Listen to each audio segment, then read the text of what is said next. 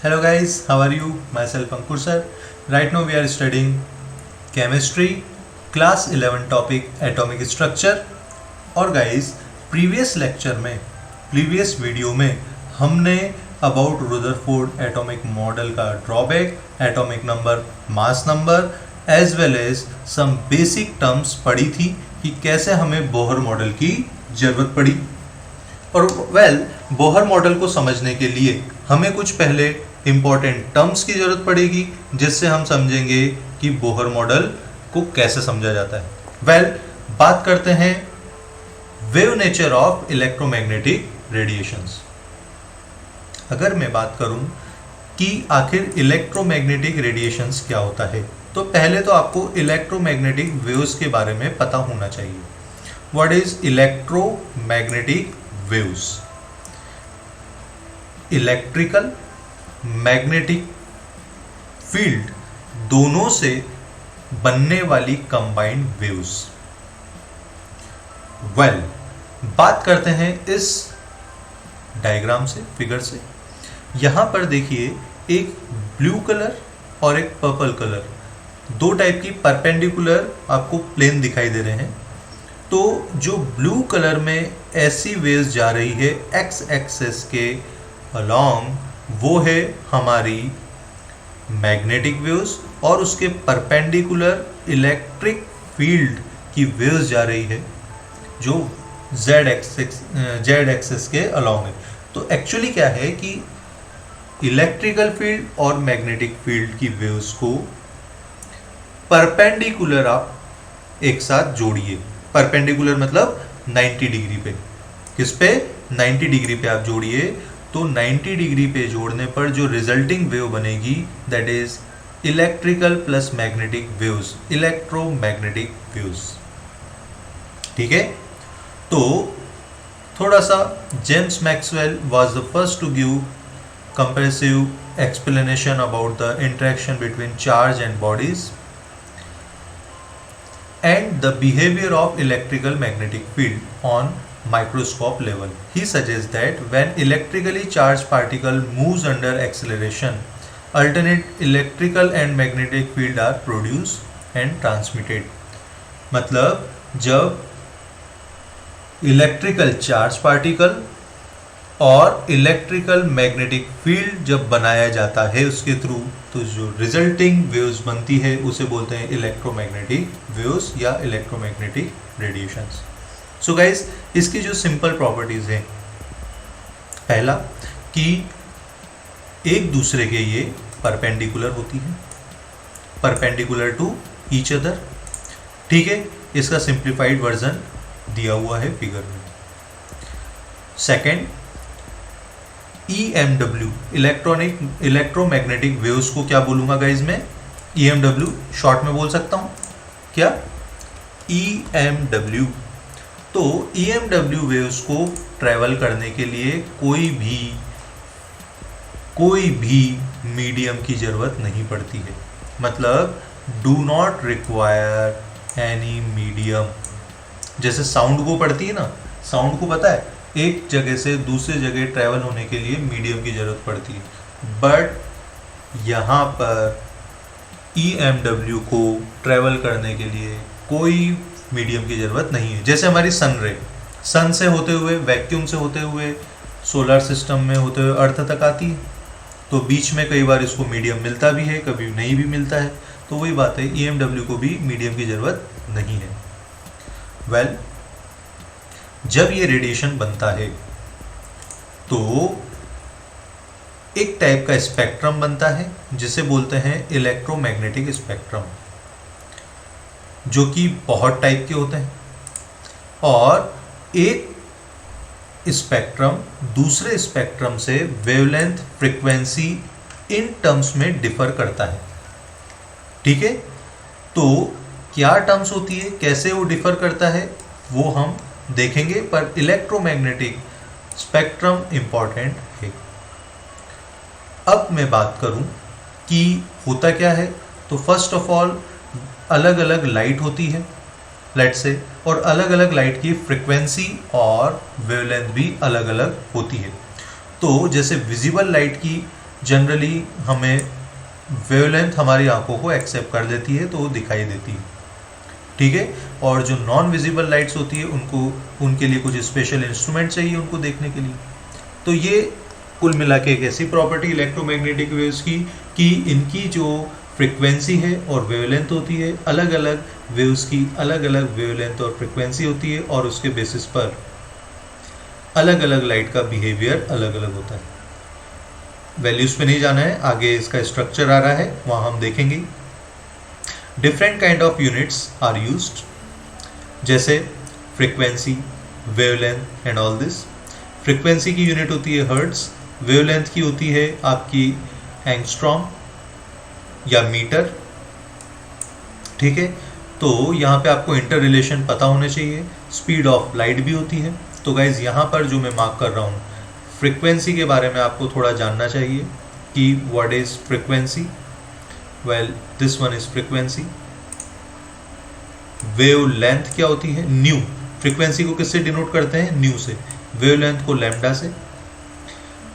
Frequency और lambda में relation है c equal to c, speed of light small c is equal to frequency into wavelength, ठीक है। जहाँ c की वैल्यू होती है 3 × 10⁸ मीटर पर सेकेंड, आपको डायरेक्ट याद रखनी है। Just for calculation purpose around करते हैं, वरना एग्जैक्ट तो 2.997925 × 10⁸ मीटर पर सेकेंड होती है, पर आपको 3 × 10⁸ मीटर पर सेकेंड याद रखना है। तो फॉर्मूला क्या आ गया? c equal to nu into v. As well as wave number भी होता है। वेव नंबर को डिनोट करते हैं न्यू बार से, मतलब पर यूनिट लेंथ में कितनी नंबर ऑफ वेव्स पास हो रही है। तो वेव नंबर जो होता है वो 1/λ के बराबर होता है, मतलब nu bar is equal to 1/λ, ठीक है। वेल, अब आगे चलते हैं। ये क्या बोलना चाह रहा है हमारा डायग्राम? वेल, यहाँ तक मैं बात करूँ कि EMW की जो फ्रिक्वेंसी होती है वो वाइड रेंज में होती है। जैसे ये तो है लैम्डा और ये है फ्रिक्वेंसी, तो किस पे बात करूँ मैं? लैम्डा के थ्रू कि फ्रिक्वेंसी के थ्रू? आप ही बताइए। एक दूसरे के इन्वर्सली प्रोपोर्शनल होते हैं। तो अगर फ्रिक्वेंसी बात करें तो जैसे जैसे 10⁻24, 22, 20, 18 जैसे जैसे फ्रिक्वेंसी कम होती है, आपकी रेज के टाइप भी बदल जाते हैं। जैसे पहले गामा रेज होती है, फिर एक पर्टिकुलर फ्रिक्वेंसी के बाद एक्सरे बनता है, फिर अल्ट्रावायलेट रेज बनती है, फिर ये बीच में छोटी सी फ्रिक्वेंसी आती है जहाँ पर वेवलेंथ हमारा 400 टू 750 नैनोमीटर के बीच होता है, तब विजिबल स्पेक्ट्रम दिखाई देता है। जी हाँ, वही जिससे हमको कलर दिखाई देते हैं। उसके बाद में इंफ्रारेड, माइक्रोवेव, FM, AM जो हमारे रेडियोज आते हैं सिटीज़ में वो, उसके बाद में लॉन्ग रेडियोज वेव जनरेट होती।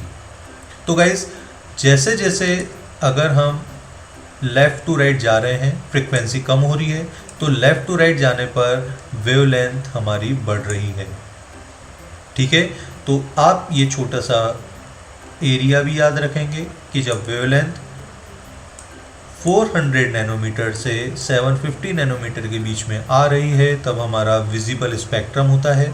और जैसे जैसे फ्रिक्वेंसी बढ़ती है, मतलब इधर जाने पर, तो हम वॉयलेट से रेड कलर की ओर जाते हैं, विबग्योर, फ्रिक्वेंसी बढ़ती है तो।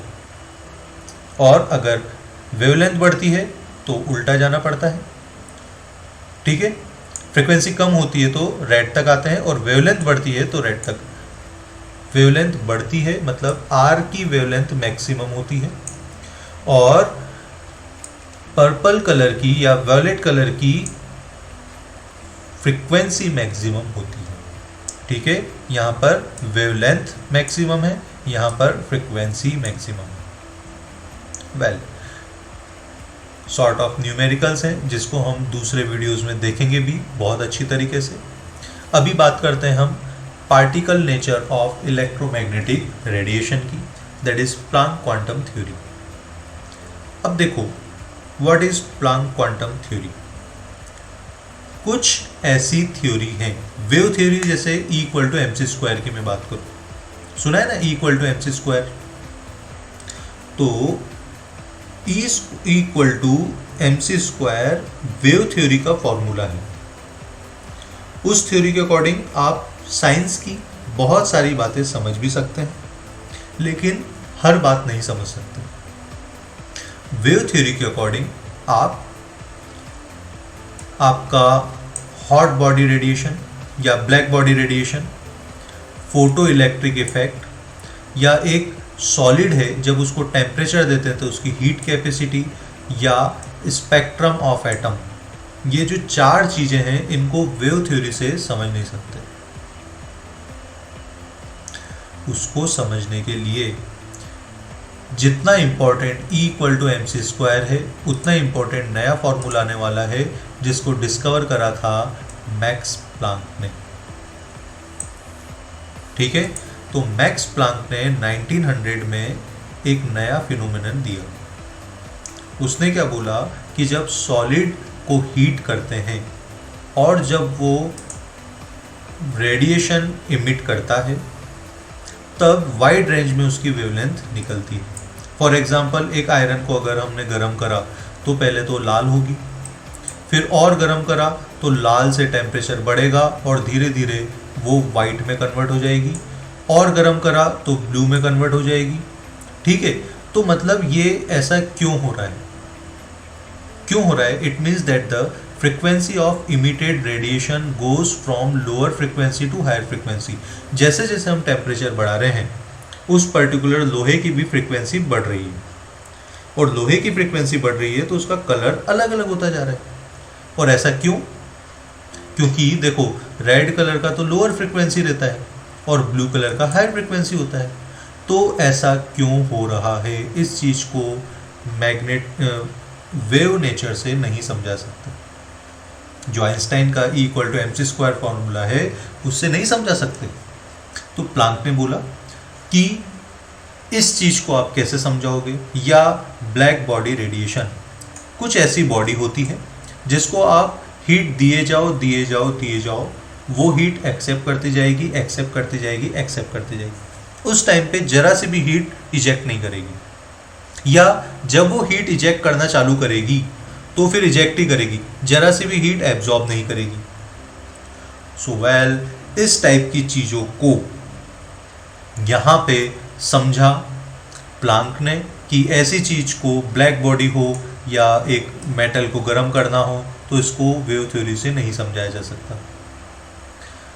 इस चीज़ को समझाने के लिए प्लांक ने नई थ्योरी दी जिसका नाम दिया क्वांटम थ्योरी। ठीक है, और प्लांक ने बोला कि क्वांटम क्या है? स्मॉलेस्ट क्वांटिटी ऑफ एनर्जी है जिससे एनर्जी आइदर इमिट होती है या एब्जॉर्ब होती है, और एनर्जी जो है पर्टिकुलर प्रोपोर्शनल होती है फ्रीक्वेंसी के, और जब प्रोपोर्शनल साइन हटाते हैं तो एक कांस्टेंट आता है, that is h which is called Planck constant, E equal to h nu. जैसे E equal to mc square था ना वेव थ्योरी का, वैसे ही E equal to h nu बना क्वांटम थ्योरी, उतना ही इंपॉर्टेंट। तो प्लांक के कांस्टेंट की value 6.626 into 10⁻⁻34 joule into second आपको याद रखना है। मैंने बोला यहाँ पे कि चार चीज़ों को नहीं समझा सकते। पहला, nature of emission of radiation from hot bodies, तो ब्लैक बॉडी रेडिएशन वो मैंने आपको बताया, मेटल को गर्म करना वो बताया, लेकिन आपको फोटो इलेक्ट्रिक इफेक्ट तो बताया नहीं। तो वो अब देखते हैं फोटो इलेक्ट्रिक इफेक्ट क्या होता है। कि लेट्स से एक मेटल है, ये रही एक मेटल, ठीक है। एक मेटल को आपने लाइट पास करी तो लाइट इससे पास तो होगी नहीं, टकरा के दूर जाएगी। तो जैसे ही लाइट इससे टकराएगी तो मेटल की सरफेस पर एनर्जी बढ़ेगी, लाइट की और बढ़ी और बढ़ी और बढ़ी, तो मेटल की सरफेस पर एनर्जी बढ़ती गई बढ़ती गई बढ़ती गई। एक सर्टेन लाइट की फ्रीक्वेंसी के बाद मेटल की सरफेस से इलेक्ट्रॉन इजेक्ट होने लग जाएंगे, और जैसे ही मेटल से इलेक्ट्रॉन इजेक्ट हुए तो यहाँ पे इलेक्ट्रॉन की वजह से करंट फ्लो हो जाएगा। वेल, इससे पता लगता है कि मेटल से इलेक्ट्रॉन निकलने लगे। मेन पॉइंट क्या है कि फोटो इलेक्ट्रिक इफेक्ट क्या कहलाता है किसी मेटल पे आप लाइट लेट से पुट करते हो तो उस मेटल की सरफेस से इलेक्ट्रॉन निकलने लग जाते हैं, इसे बोलते हैं photo electric effect. When a beam of light is bombard on the metal surface, ये लाइट की पर्टिकुलर एक फ्रीक्वेंसी होती है, ठीक है, तो इसे बोलते हैं फोटो इलेक्ट्रिक इफेक्ट। वेल, आपको कुछ बातें याद रखनी है कि जैसे electrons are rejected from the metal surface as soon as beam of light strikes on the surface, that is there is no time lag between strike of light of beam and ejection of electron from a metal surface. ऐसा नहीं है कि आप late से light डाल रहे हो, फिर वो एनर्जी एब्जॉर्ब करेगा, फिर इलेक्ट्रॉन देगा ना, there is a no time lag, कोई भी टाइम लैग नहीं है कि लाइट गिरने पर इलेक्ट्रॉन निकलने पर। और जितनी ज़्यादा इंटेंसिटी से आप लाइट गिराओगे या जितनी ज़्यादा ब्राइटनेस लाइट की होगी उतने ही ज़्यादा इलेक्ट्रॉन निकलेंगे। अब एक मिनिमम फ्रीक्वेंसी से, मिनिमम इंटेंसिटी से, मिनिमम फ्रीक्वेंसी से लाइट आपको मेटल पे डालनी पड़ेगी। ऐसा नहीं आपने बल्ब के आगे रख दिया, ऐसा नहीं आपने सन के आगे रख दिया और कहा मेटल से इलेक्ट्रॉन निकल रहे हैं, ऐसा नहीं होगा। एक पर्टिकुलर मिनिमम फ्रीक्वेंसी होनी चाहिए लाइट की, वो फ्रीक्वेंसी कहलाती है थ्रेशोल्ड फ्रीक्वेंसी, जिसे न्यू नॉट से डिनोट करते हैं, ठीक है। तो ये न्यू नॉट से जिसे बोलते हैं थ्रेशोल्ड फ्रीक्वेंसी, और इस पर्टिकुलर थ्रेशोल्ड फ्रीक्वेंसी से अगर आप लाइट मेटल सरफेस पर डालेंगे तो इलेक्ट्रॉन इजेक्ट होंगे, ठीक है। तो ये जो कुछ एक्सपेरिमेंट्स हैं ये आपके वेव थ्योरी से नहीं समझा सकते। आइंस्टाइन का E = mc² यहाँ पे फेल हो जाता है, ठीक है। वेल, अब बात करें सर इससे क्या, तो हम ये जानते हैं E = hν होता है, वो बराबर हुआ आपके मिनिमम एनर्जी के, थ्रेशोल्ड एनर्जी के, प्लस काइनेटिक एनर्जी के, दैट इज ½ mc² या ½ mv²। सो E = E0 plus kinetic energy या H = H0 प्लस ½ mv²। ये फॉर्मूला आपको इलेक्ट्रोमैग्नेटिक रेडिएशन का याद रखना है, ठीक है। तो इस टाइप से हमारी कुछ ये बेसिक EMW होता है। वेल, एक छोटा सा रिकॉल करेंगे, क्या होता है बेसिक EMW में। हमने सबसे पहले देखा कि इलेक्ट्रोमैग्नेटिक रेडिएशंस क्या होती है। जब इलेक्ट्रिक फील्ड और मैग्नेटिक फील्ड की वेव्स एक दूसरे के परपेंडिकुलर आती है तो उसे बोलते हैं इलेक्ट्रोमैग्नेटिक रेडिएशन। उससे जो स्पेक्ट्रम बनता है दैट इज इलेक्ट्रोमैग्नेटिक स्पेक्ट्रम। उसके बाद में यहाँ पर अलग अलग रेस की अलग अलग फ्रिक्वेंसी और वेवलेंथ होती है, वही तो हमारी कहलाती है इलेक्ट्रोमैग्नेटिक वेव्स। उसके बाद हमने देखा लैम्डा, न्यू, और उसके बेसिस पे कुछ फॉर्मूले और न्यूमेरिकल, जो कि मेरी अलग वीडियोस में आपको मिलेगी भी सही। वेल, उसके बाद में हमने देखा कि पर्टिकुलर नेचर इलेक्ट्रोमैग्नेटिक रेडिएशन का, प्लांक क्वांटम थ्योरी पढ़ी। उससे गाइस क्या पढ़ा कि चार एग्जाम्पल हमने देखी जो वेव थ्योरी को फॉलो नहीं करती, जैसे black body radiation, photo electric effect, heat capacity of solid या लाइन स्पेक्ट्रा। इसके 3 तो हमने पढ़ ली हैं, स्पेक्ट्रम अभी आने वाले वीडियोस में देखेंगे। 3 एग्जाम्पल, जैसे मेटल को गर्म करेंगे तो अलग अलग टेम्परेचर पर अलग अलग रंग दिखाएगा। देन उसके बाद में ब्लैक बॉडी की, किसी बॉडी को आप एनर्जी दो तो कंप्लीटली एब्जॉर्ब करती है या कंप्लीटली इमिट करती है, तो ब्लैक बॉडी रेडिएशन। उसके बाद में फोटो इलेक्ट्रिक इफेक्ट। वेल, यहाँ फोटो इलेक्ट्रिक इफेक्ट का एक इम्पॉर्टेंट फार्मूला भी आपको मिलेगा, that is H = hν0 plus ½ mv²। तो गाइज ये तो एकदम शुरुआत हुई। अब देखेंगे what is dual behaviour of electromagnetic radiation और उसके बेसिस पे बहुत इंपॉर्टेंट फॉर्मूलेज। वेल, सो अभी के लिए इस लेक्चर में, वीडियो में इतना ही। नेक्स्ट वीडियो में we'll go through with new topics.